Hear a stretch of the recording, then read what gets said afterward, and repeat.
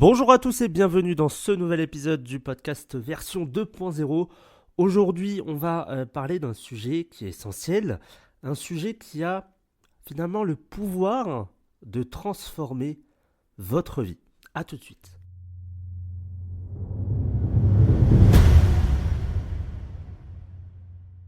As-tu déjà ressenti cette sensation d'être face à un mur infranchissable ?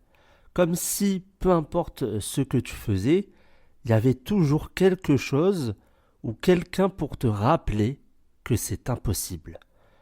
Mais laisse-moi te dire une chose. L'impossible n'est jamais impossible. En fait, l'impossible n'existe que si tu y crois.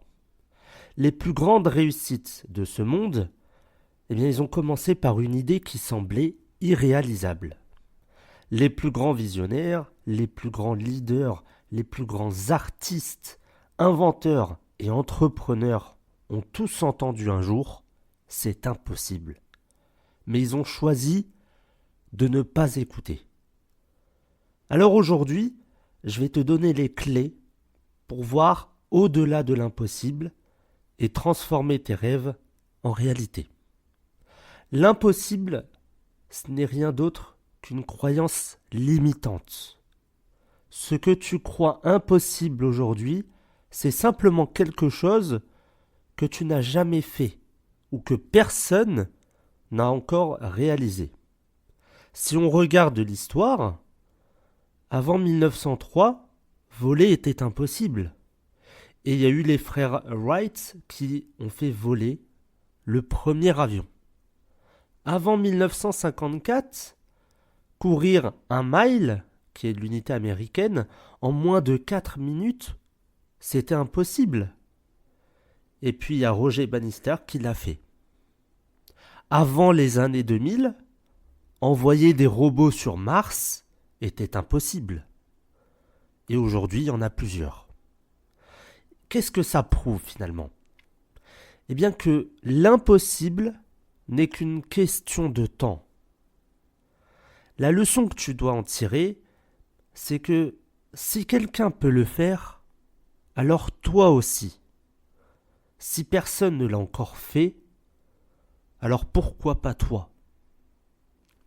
L'être humain, il a un pouvoir immense, celui de se conditionner.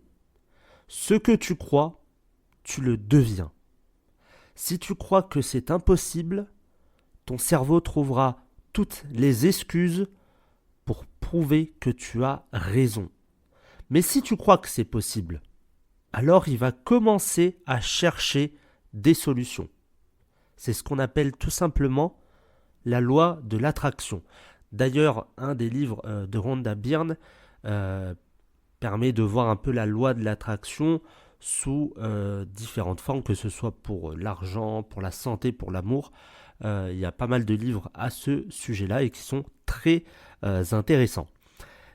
Alors imagine un instant que ton rêve soit déjà réalisé.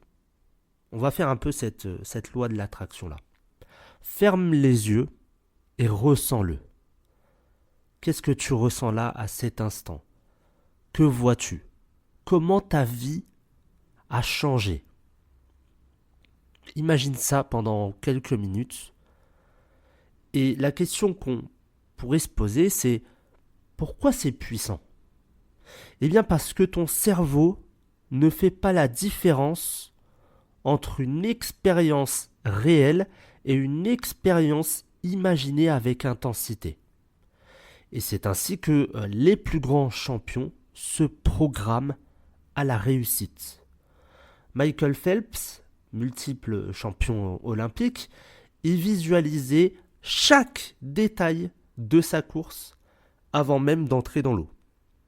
Il savait exactement comment il allait gagner, avant même d'avoir nagé. Donc visualise ta réussite. Il faut la sentir, la ressentir, et agis comme si elle était déjà réelle.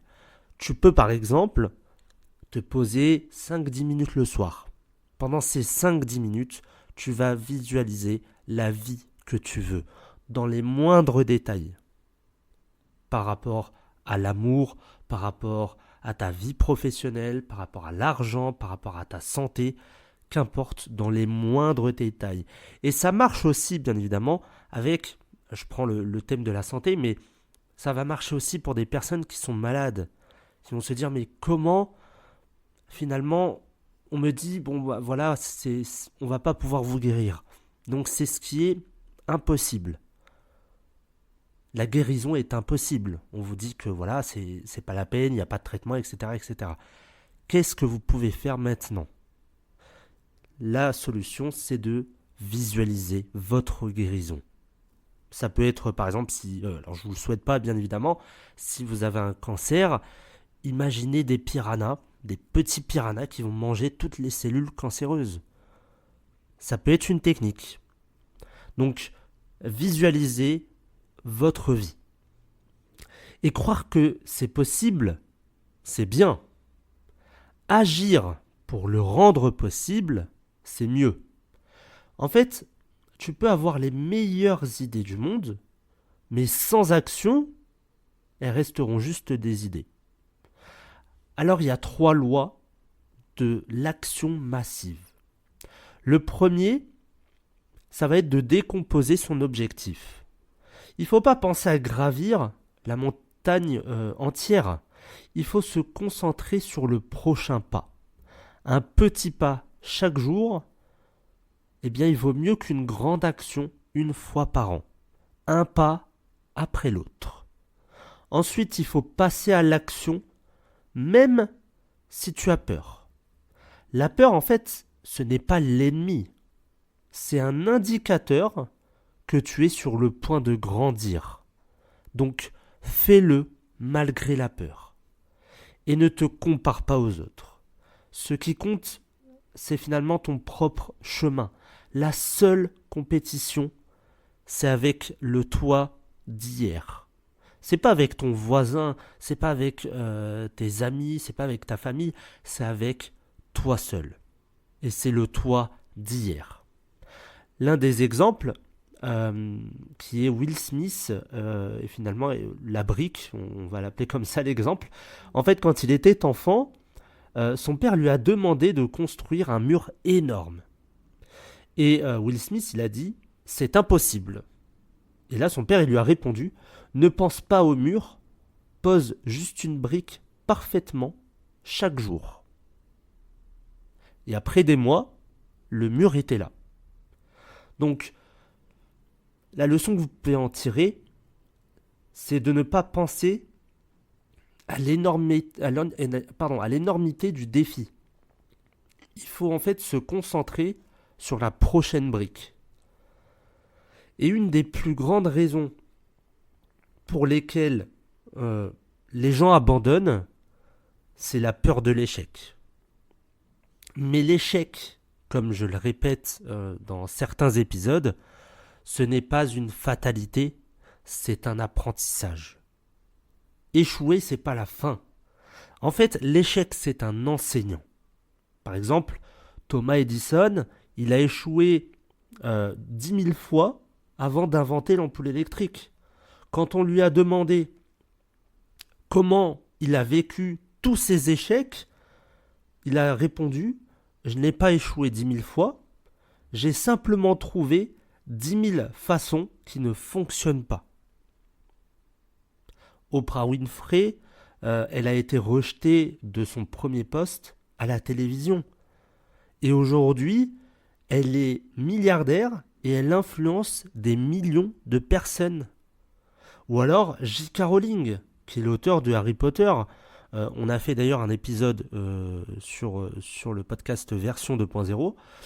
On a fait sa biographie. Et elle a été rejetée 12 fois avant de trouver un éditeur. Et aujourd'hui, ça cartonne. Ça a cartonné, elle est milliardaire. Et pourtant, elle n'a pas eu une vie facile, J.K. Rowling. Elle a été divorcée, elle a dû vivre avec le peu d'aide qu'elle avait. Donc, c'était pas évident. Et aujourd'hui, malgré le fait qu'il y ait eu beaucoup de refus, eh bien, c'est l'une des femmes les plus riches au monde. Donc, l'échec, c'est une étape.